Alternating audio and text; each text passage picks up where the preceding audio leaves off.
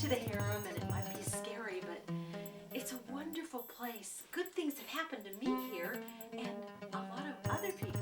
So don't be scared.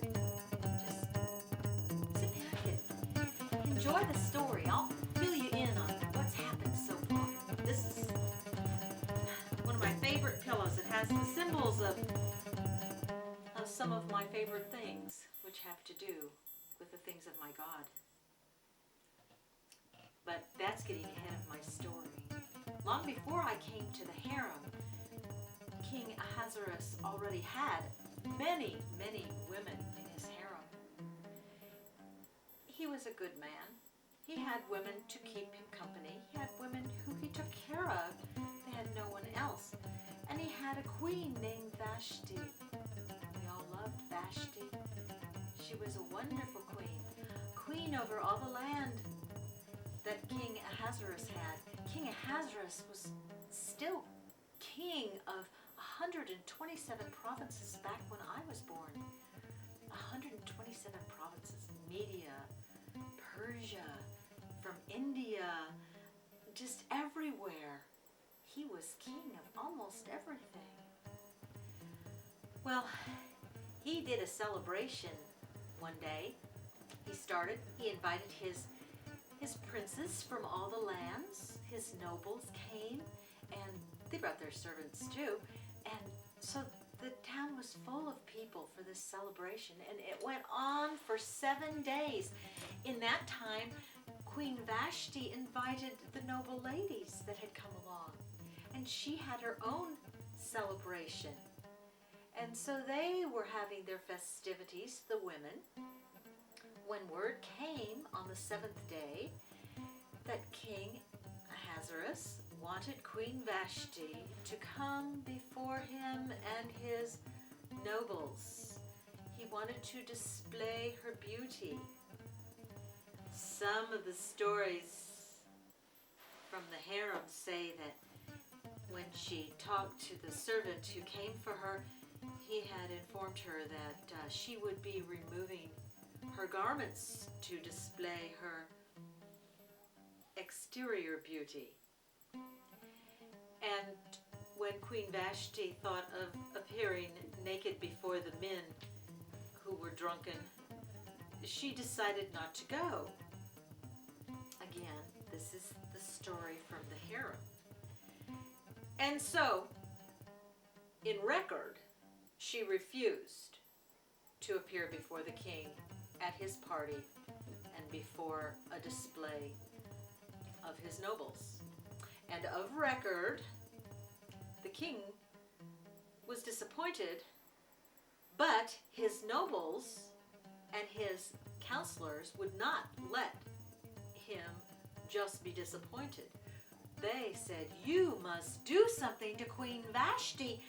If the other women in the land hear about this, they'll all despise us, the great and the small.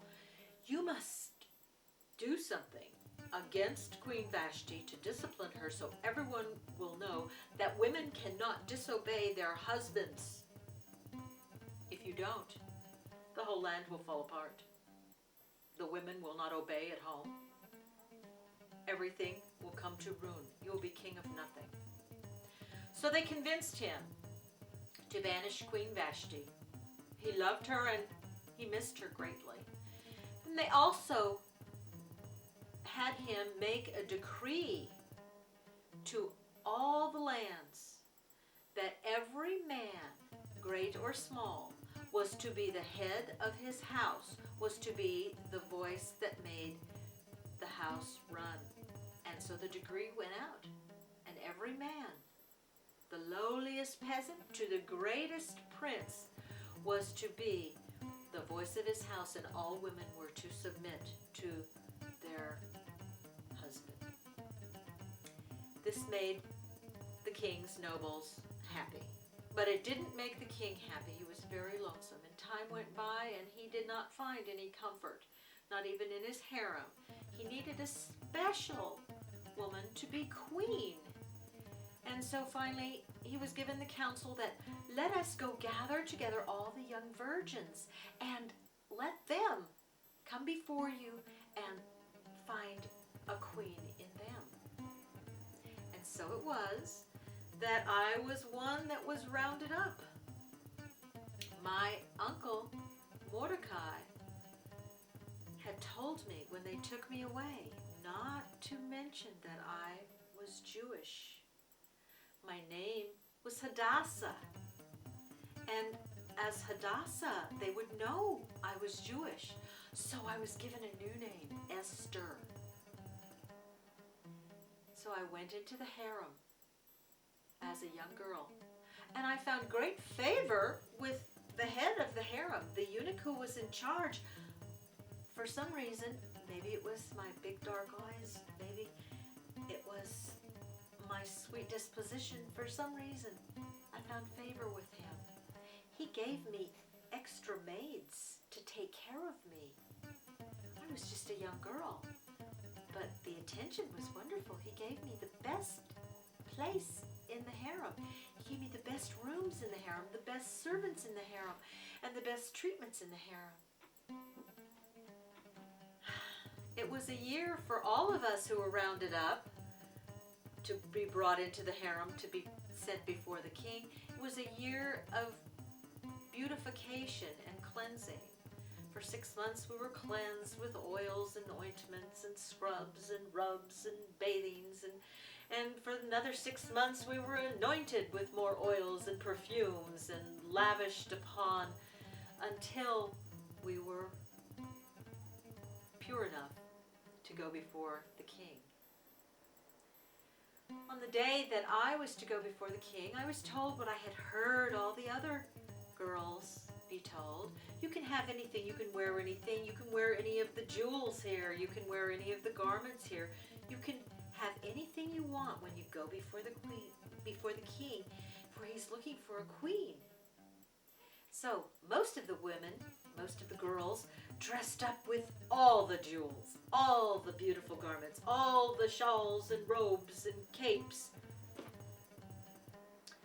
They adorned themselves lavishly to look as queens, for who would not want to be the queen? A queen over 127 provinces. What a wonderful thing. But I listened carefully to the eunuch who had trained me for a year and shown me such grace and favor. And he put on the garments that he thought were best and very little jewelry. And he sent me into the king. And for whatever reason, the king found favor with me. The king chose me to be his queen. It was wonderful. And so there was a great celebration, and I was made queen, and the decree went out over all the 127 provinces that Esther was the new queen. It was a wonderful time, and I loved being with the king. He would call for me often, but he had other women in the harem that he saw to also. And so it was not unusual for days to go by, or even weeks, or even a month before I saw the king, but I always looked forward to it. And in the meantime, I had a wonderful time in this very place in the harem. And so it was that one day I was so surprised to hear that my uncle Mordecai, who had raised me from my parents' death, I missed being the daughter of Abihail, but it was okay that Uncle Mordecai raised me. He had done well, and I had enjoyed him. He had come to be employed by the king and he was close in the council of the king. But I had heard that trouble had happened. He was standing outside of the gates of the town in sackcloth and ashes, heaping ashes upon his head. He was tearing at his clothes. I couldn't understand what had happened. So I sent word. I sent the servant to find out. Tell me what had happened. Word came back. Oh, what a sad story it was. It seems that Haman, who was one of the king's closest confidants and counselors, Haman had found his way into the king's favor, and he had asked to be the second in command, and the king had agreed. The king had even given him his signet ring. That was a ring with the king's seal that could be stamped on any orders. And here's what had happened. The king had been convinced by Haman to order that everyone show Haman reverence by bowing down whenever Haman came by. Whenever they saw Haman, they were to bow down to Haman. Well, Uncle Mordecai, being a Jew, could not bow down to anyone but God. So he refused. And when Haman's servants asked why, Haman told them, I am a Jew. I can bow down only to God. This infuriated Haman. And Haman got to the king and said, you have disobedience in your land. There are people that do not bow down to you. You must destroy them. They are the Jews. And he talked the king into making an edict that on a certain day, everyone in the land could go and kill the Jews and take their property and all of their possessions for their very own. And so it was that Uncle Mordecai was grieving over the death of our people. When I heard this, I didn't know what to do. I sat close to my uncle and I said, please stop this. And he said back to me, you must do something. You have the ear of the king. You must do something. If you don't, we will all die. I sent back word and I said, I can't do anything. The king has not called for me. If I should go in to speak to the king and he would not raise his scepter to receive me, I would be killed. Uncle Mordecai sent back word to me that penetrated my heart. Esther, you won't escape. If the Jews die, you will die too. Who knows? Perhaps you have come to this place for just such a time as this. Well, I told the servant to go back and tell Uncle Mordecai, you have all the Jews fast for the next 3 days. No food, no water, just fast, and my maidservants and I will be doing the same. And so for 3 days, it was so. And on the 3rd day, my maidservants dressed me and made me beautiful again, for I had put dung in my hair, and I had ripped my own clothes for my fast. I had put ashes upon me, but now I was made beautiful and clean once again. I went before the king with my maidservants upon my arms. We entered, interrupting the court, but the king raised his scepter and said, what is it, Queen Esther? You may have up to half of my kingdom. And I don't know where the words came from, but suddenly I said, oh, please, won't you come have supper with me and bring Haman, your counselor, your chief counselor, with you? And he agreed. And so my maids and I left, and hurriedly, in just a few hours, we had to put together this lavish supper for the king and Haman. And it was done, and it was so. And we dined for hours, and at that time, the king said, "Tell me, what is it that you want?" For he was a wise man, knowing that no woman really prepares food in such a lavish way for her husband, lest she might have something in mind. And I told him, "Please, come tomorrow again with Haman, and I will tell you then of my request." And so it was that the night passed and the next day arrived. Haman, having gone home with such grandiose ideas of how honored he was to have dined with the queen and the king upon the queen's request. And so his family thought, "Oh, you are such a favored man." His friends said, "Oh, you are such a favored man. All will go well for you. You could ask anything and the king would give it to you." So Haman went the next morning into the king, and he asked that he be able to build a gallows for a traitor of the king. And the king said, "Yes, build the gallows. We will destroy that very traitor." And so Haman started his men building a gallows in front of Haman's house to execute Mordecai. But Haman didn't know that during the night the king couldn't sleep, probably excited about coming to dinner again at my house. And so it was that the king got out the chronicles and he began reading, and he had forgotten of the time that Mordecai had overheard two of the eunuchs plotting to assassinate the king. And Mordecai had told me, and I had told the king. And surely the two eunuchs had been executed, but they had done nothing for Mordecai to show him how pleased they were that the king had been saved.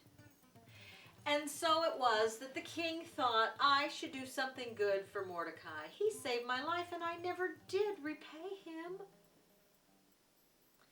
So when Haman was in there talking with the king said, "Haman, I have a question for you. If the king wanted to honor someone, what would the king do to honor that person?"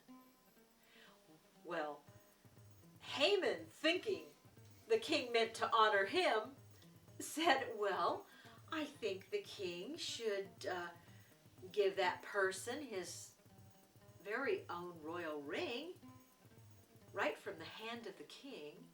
I think the king should take off his very own robe and garments and put them on that person.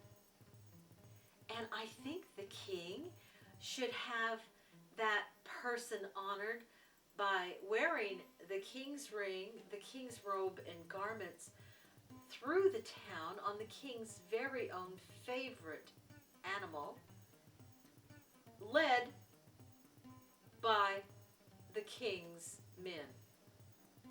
Well, this sounded good to the king, so he said, "Mordecai, he says, Haman, I think you're right. Go do this to Mordecai."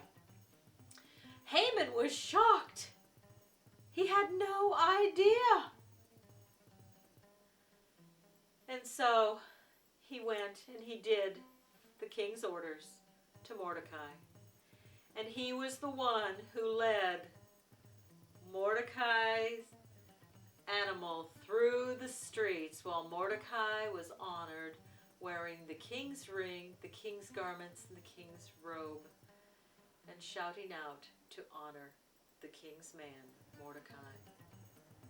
Well, Mordecai finished that task and went home with his head hanging low. He told his wife and he told his friends and his relatives what had happened, and they said, "Oh, you're a goner. No more will you be the favored one."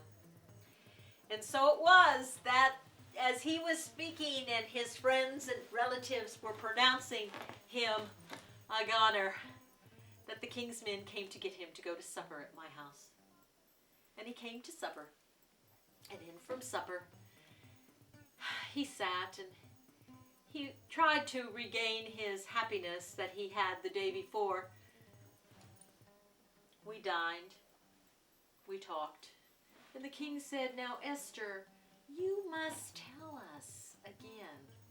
Tell us why you have brought us here. What it is that you desire from the king. Surely I would give you up to half of my kingdom." Well, my heart did not go toward thinking of half of the king's kingdom, but an honor that would be how he had honored me already. But I had to tell him why I had brought him there. I said, "I'm very sorry to tell you that there is a plan to kill me." Oh, the king was horrified. Yes, and not just to kill me, but to kill all of my people. Oh, the king was further horrified. Yes, there is an edict out on us that we will all be massacred on a certain date. The king insisted, "Tell me who has done this thing, and I will destroy him." I said, "Haman." The king rose up in a fury. He dashed out into the garden. Well, Haman knew that seeing the king in such a fury that he could not even stay in the same room with Haman, Haman threw himself across my lap and he began begging for his life, laying there saying, "Queen Esther, please spare my life." The king walked back in from the garden, still in a fury, seeing Haman laying across my lap, and said, "What is this now? Now you would rape my queen right before my eyes? You are a dead man." He said, "Esther, what do you want done? I will do it." And so it was accomplished. Haman was taken, hanged on the very gallows he had prepared for Mordecai right in front of his house. Then the king gave me Haman's house and all of Haman's possessions. In the end, the 10 sons of Haman were also hanged. All of Haman was wiped out of the kingdom. For often a man's sons would try to wreak revenge for the death of their father. That was now taken care of. And as for the Jews and saving the life of my people, the king gave Mordecai the position that Haman once held, and Mordecai was given the signet ring of the king. And Mordecai was told, "You make an edict. I cannot cancel my edict. I cannot cancel the day of death for the Jews, but you can make another edict." And so Mordecai did. And Mordecai's edict that the king signed and sealed with his ring was that the Jews could fight back and kill those who came to kill them and take their possessions. And so it was on that fateful day when people came to kill the Jews defended themselves, and not a single Jew was killed, but their assassins were. Things went quite well that day, and in certain provinces, they were given a second day. And so when people came to kill the Jews on the second day, the Jews rose up and killed their would-be slayers. And so it was that not a Jew's life was taken.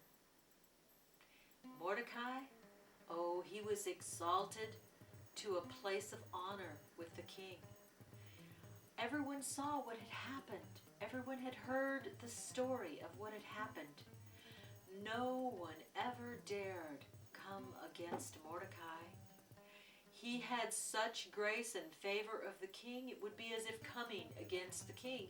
And no one would come against the king because they could see that the king had favor and grace with the people of God. And that they would be disclosed just as the eunuchs had been, just as Haman had been, they would be disposed of. And so there was peace. There was peace for king, there was peace for queen, there was peace for Mordecai, there was peace for the people, there was peace for the Jews. And so it was. How did I know that I was made for such a time as this? Now here you are. And who knows, but perhaps in your life, you are being prepared. You are being cleansed, as I was for those first months in the harem.